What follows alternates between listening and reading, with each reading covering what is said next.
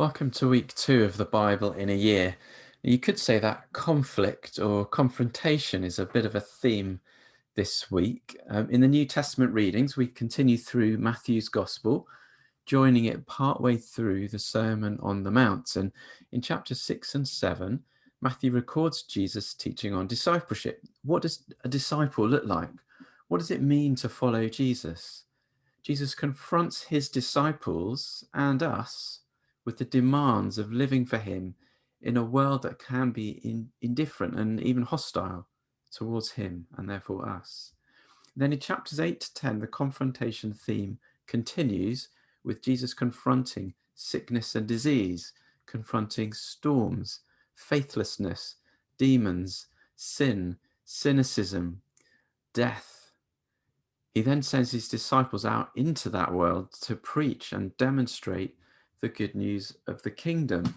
And one question that you could ask as you read is, how is Matthew showing in this passage that Jesus is king? And how will his rule shape us this week?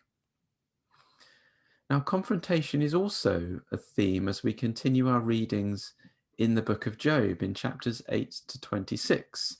Now, it's easy, really easy to get lost in the detail with a book like Job. So here are a few pointers to help with your reading. Now, you need to remember the overall big picture plot of the book. At that time, people had developed a way overly mechanical view of how God ran things. So if you behave well, you will be rewarded. If you behave badly, you will be punished.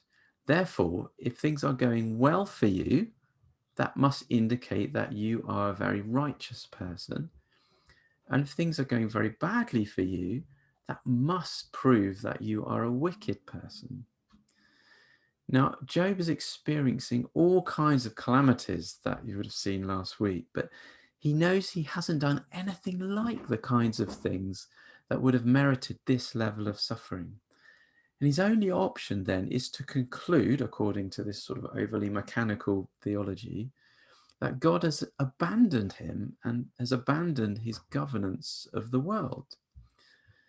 Now, his friends, however, see Job's suffering and conclude, well, he must have done some really terrible things, maybe in secret, to warrant such suffering.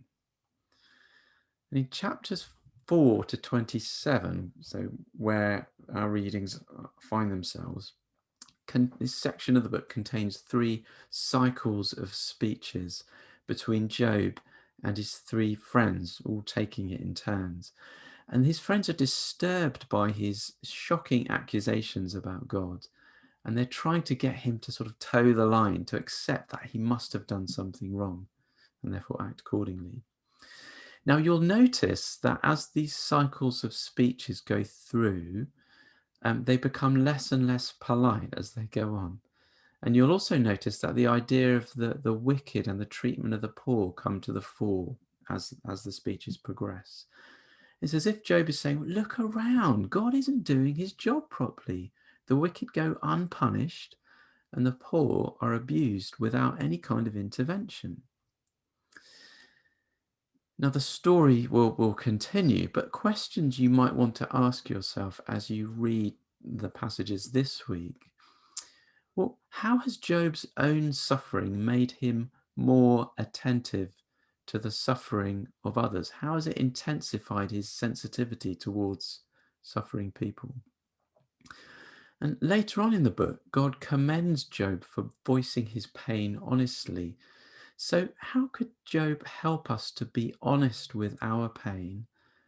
And in contrast to the attempts of Job's so-called comforters or friends, how might the book help us to walk alongside those who are in pain? So there's a few things to think about in the readings this week.